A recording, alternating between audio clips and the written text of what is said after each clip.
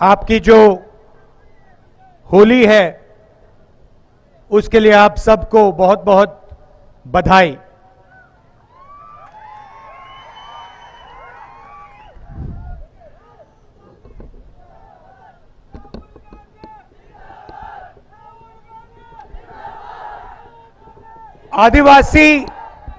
आदिवासी और वनवासी शब्द में फर्क आप लोग जानते हैं? आप आदिवासी हो वनवासी हो? तो आप कहते हो कि हम आदिवासी हैं, इसका मतलब क्या है? हां,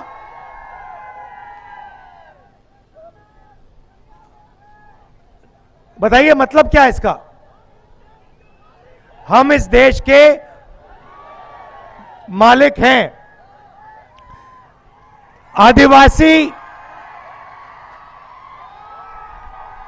आदिवासी शब्द का मतलब देश के ओरिजिनल मालिक। यहां पे जब कोई नहीं था तो आदिवासी हिंदुस्तान में थे। आप ओरिजिनल मालिक हो, मतलब जो जल है, जंगल है, जमीन है, हिंदुस्तान का धन जो है, इसके ओरिजिनल मालिक आप थे। वनवासी का मतलब वो लोग जो जंगल में रहते हैं। वनवासी और आदिवासी में फर्क यह है कि आदिवासी शब्द के साथ जमीन, जल और जंगल का अधिकार जुड़ा हुआ है। वनवासी शब्द में कोई अधिकार नहीं है। इसलिए बीजेपी आपको वनवासी कहती है और हम आपको आदिवासी कहते हैं।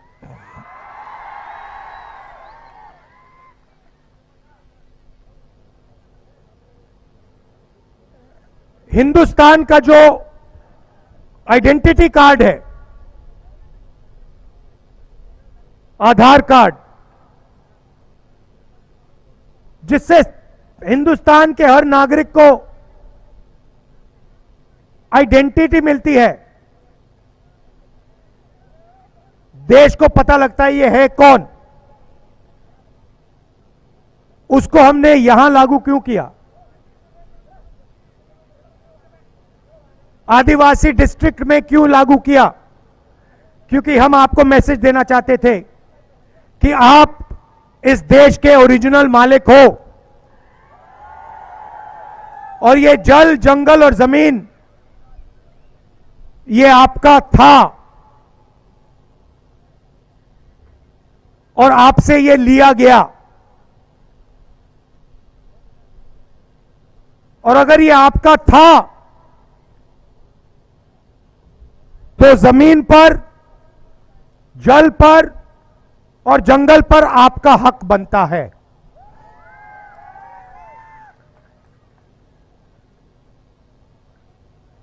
वनवासी का मतलब एक बार हिंदुस्तान में जंगल खत्म हो जाए तो फिर आदिवासी कहीं के नहीं रहेंगे। बीजेपी आपसे कहती है आप वनवासी हो, कहती है ना, और फिर जंगल को, वन को खत्म करती रहती है, अदानी को देती जाती है। आस्ते आस्ते सारा का सारा जल, जंगल, जमीन जो है वो अदानी जैसे अरबपतियों को चला जाएगा और फिर बीजेपी आपको कहेगी भैया आप वनवासी हो, वन तो रहा ही नहीं। तो अब जाके सड़क पे आप लोग भीख मांगो, मजदूरी करो। देश आपका नहीं है। आप जानते हो नरेंद्र मोदी जी ने हिंदुस्तान के सबसे बड़े 20-25 अरबपतियों का कितना कर्जा माफ किया है? आप जानते हो? कोई बता सकता है मुझे? बोलो बोलो ना। कितना? 16 लाख करोड़ रुपए अरबपतियों का। अब मुझे बताओ नरेंद्र मोदी ने आदिवासियों का कितना कर्जा माफ किया है? 1 रुपया आपका माफ किया है? आदिवासी किसानों का 1 रुपया माफ किया? मजदूरों का 1 रुपया माफ किया? किसी आदिवासी युवा जिसने कॉलेज के लिए, यूनिवर्सिटी के लिए लोन लिया, उसका कर्जा माफ किया? नहीं। मगर जिनको कर्जा माफी की जरूरत नहीं है, उनका 16 लाख करोड़ रुपया उन्होंने माफ किया। 16 लाख करोड़ रुपए इतना बड़ा नंबर है, समझ ही नहीं आता। आपको, हमें समझ नहीं आएगा। अदानी को 1 सेकंड में समझ आ जाएगा 16 लाख करोड़ इतना होता है, मगर नॉर्मल आदमी को नहीं आता। तो मैं आपको समझा देता हूं। नरेंद्र मोदी जी ने 24 साल का मनरेगा का पैसा, इनका कर्जा माफ किया है।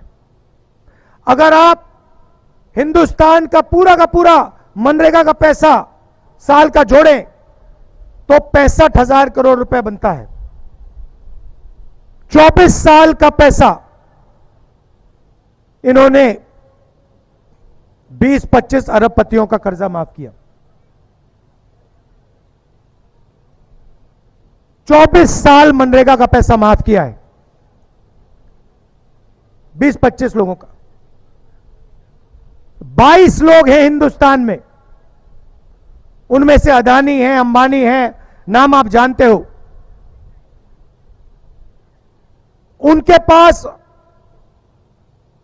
उतना ही धन है जितना हिंदुस्तान के 70 करोड़ लोगों के पास है। एक तरफ 70 करोड़ लोग, उसमें आदिवासी, दलित, पिछड़े वर्ग के लोग, गरीब जनरल कास्ट के लोग, और दूसरी तरफ 22 लोग, सिर्फ 22 लोग। उनके पास airport, port, infrastructure, mobile phone, defence की इंडस्ट्री, सारा का सारा हिंदुस्तान उनके हाथों में, 22 लोगों के हाथों में। उनका कर्जा माफ होता है, सब कुछ उनके लिए किया जाता है, और बाकी हिंदुस्तान देखता रहता है। देश में आदिवासियों की आबादी कितनी है बताओ?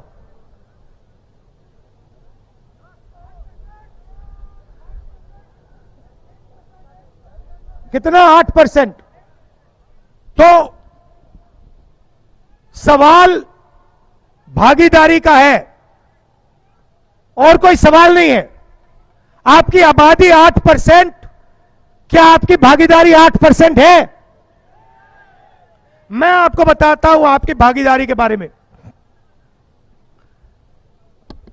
ये मीडिया वाले बैठे हैं, कैमरा लिए।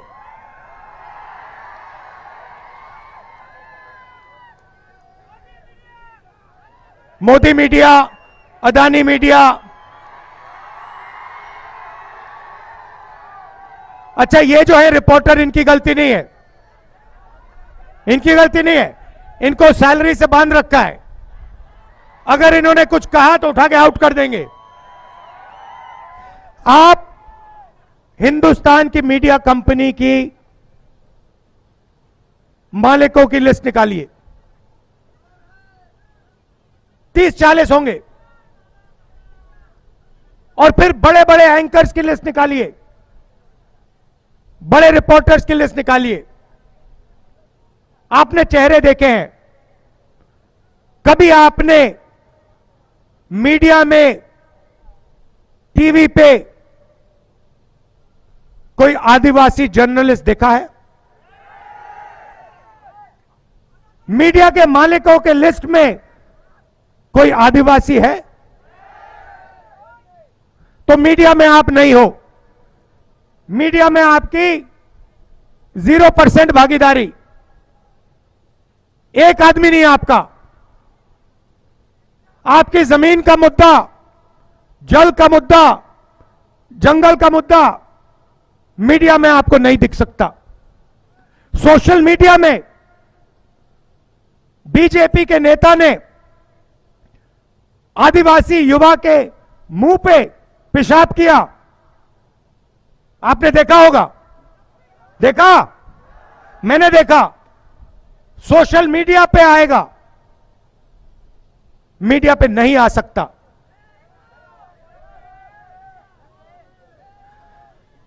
ठीक है, आप कहोगे भैया मीडिया में हम नहीं चाहते भागीदारी। मैं कहता हूं होनी चाहिए। शायद आप कहो नहीं हमें नहीं चाहिए। चाहिए नहीं चाहिए? चाहिए। तो ठीक है, मीडिया से हटकर बात करते हैं। हिंदुस्तान की 200 सबसे बड़ी कंपनियों में उनकी मालिकों की लिस्ट निकालो, उनकी सीनियर मैनेजमेंट की लिस्ट निकालो। उसमें आदिवासी कितने? एक नहीं है आपका। ना किसी बड़ी कंपनी में, ना सीनियर मैनेजमेंट में। अदानी की कंपनी में एक नहीं मिलेगा। तो आप मीडिया में नहीं हो, आप हिंदुस्तान की बड़ी कंपनियों में नहीं हो। ठीक है, हिंदुस्तान की सरकार को 90 लोग चलाते हैं, आईएएस अफसर हैं। हिंदुस्तान का पूरा बजट ये बांटते हैं। स्वास्थ्य में कितना पैसा जाता है, शिक्षा में कितना जाता है, डिफेंस में कितना जाता है, 90 लोग बांटते हैं। दिल्ली में आईएएस अफसर हैं। 90 में से आदिवासी कितने? बताओ। एक। 90 में से एक आदिवासी है, उसको भी कोने में बैठा रखा है, पीछे। और अगर हिंदुस्तान की सरकार बजट में 100 रुपए खर्च करती है तो आदिवासी अफसर 10 पैसे का निर्णय लेता है। आपकी आबादी 8%, आपकी भागीदारी 100 रुपए में से 10 पैसे। आपका ट्राइबल प्लान उठा के ले गए, दलितों का प्लान उठा के ले गए।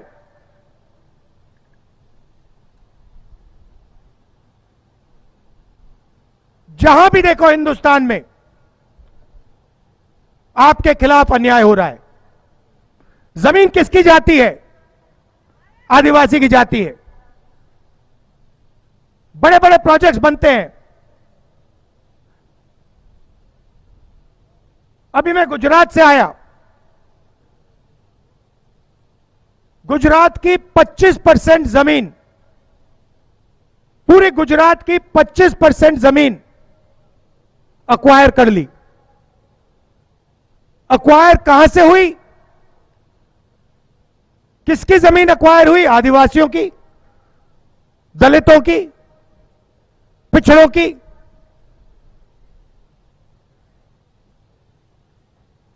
जहां भी देखो अक्वायर होगी तो आदिवासी की जमीन जाएगी। पानी जाएगा तो आदिवासी का पानी जाएगा। जल जाएगा तो आपका जल जाएगा, जंगल जाएगा तो आपका जाएगा, जमीन जाएगी तो आपकी जाएगी। आपसे कहते हैं विकास हो रहा है। किसका विकास? कैसा विकास? आपकी भागीदारी तो है ही नहीं। Public school, private school, colleges, university देखो, उनके मालिकों की लिस्ट निकालो, उसमें आपका एक आदमी नहीं है। प्राइवेट अस्पतालों की लिस्ट निकालो, उसमें आपका एक आदमी नहीं है। मालिकों में आपको एक नहीं मिलेगा। 8% आबादी है। तो ये हम बदलना चाहते हैं, इसलिए हमने न्याय यात्रा की है।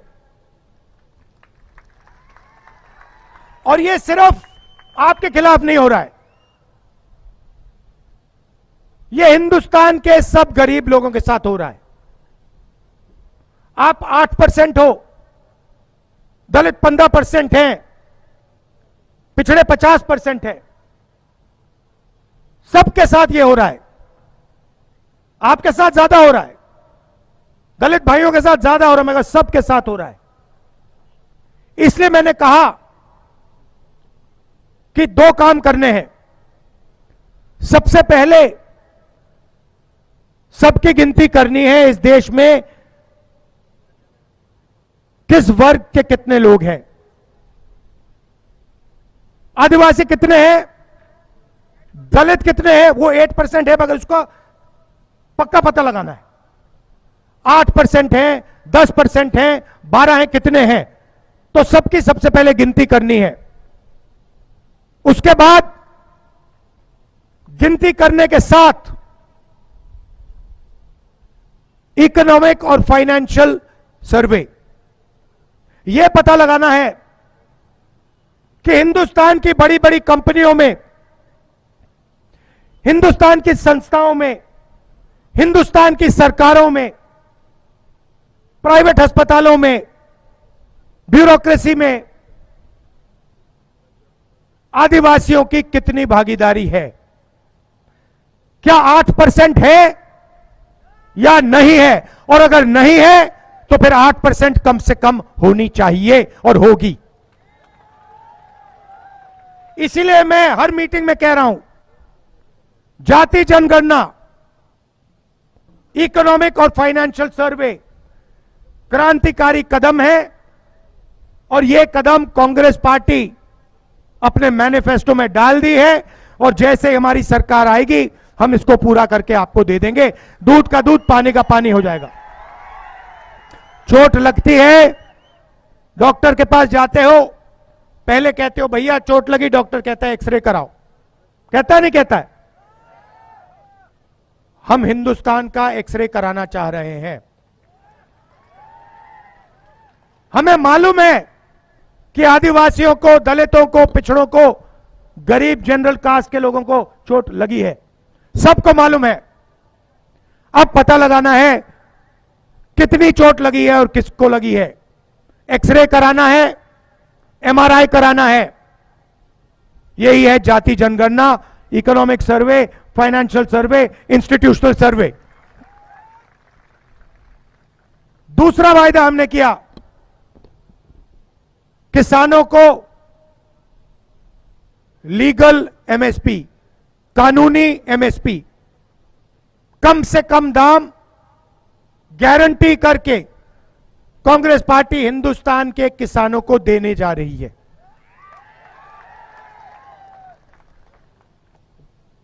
और आदिवासियों के लिए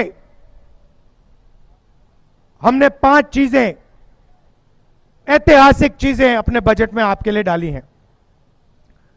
मैं आज आपको उनके बारे में बताना चाहता हूं। हम फॉरेस्ट राइट एक्ट लाए,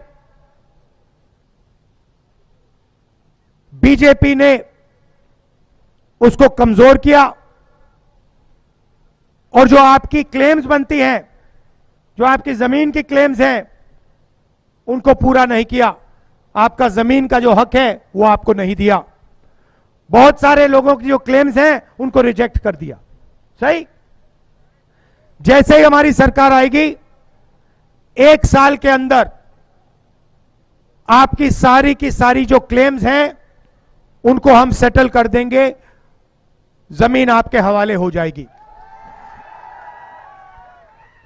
और जो क्लेम्स आपकी रिजेक्ट की गई हैं, जो गलत तरीके से रिजेक्ट की गई हैं, उनको रिव्यू करके 6 महीने में हम कार्रवाई आपको दे देंगे। फॉरेस्ट कंजर्वेशन एक्ट है जो, और जो लैंड एक्विजिशन एक्ट किया था, हमने बनाया था जमीनी अधिग्रहण बिल, उसको इन्होंने कमजोर किया है। उसको हम फिर से मजबूत करेंगे और जो आपके अधिकार हैं उनकी आप रक्षा कर पाएंगे। जमीन के लिए आपको सही रेट मिलेगा, 4 गुना रेट मिलेगा, और आपका जल, जंगल और जमीन आपके हाथ में, उसका आपका अधिकार बनेगा। तीसरा काम, शायद सबसे ऐतिहासिक काम, जहां भी आदिवासियों की 50% से ज्यादा आबादी है, पूरे हिंदुस्तान में जहां भी आदिवासियों की 50% से ज्यादा आबादी है, उसे हम 6 शेड्यूल में डाल देंगे। मतलब सारे के सारे लोकल जो निर्णय होंगे वो आदिवासी लोग लेंगे और कोई नहीं लेगा। जैसे हमने किसानों के लिए लीगल गारंटी दी है, वैसे ही हम फॉरेस्ट प्रोड्यूस के लिए, जो जंगल में उगता है, उसके लिए लीगल गारंटी आपको दिलवा देंगे। और आखिरी काम, जो पैसा कानून है, उसमें जो विलेज गवर्नमेंट और ऑटोनोमस डिस्ट्रिक्ट सरकार होती है, गवर्नमेंट होती है, उसको हम आपके लिए एस्टैब्लिश करके दिखा देंगे। ये 5 काम हम आपके लिए करने जा रहे हैं।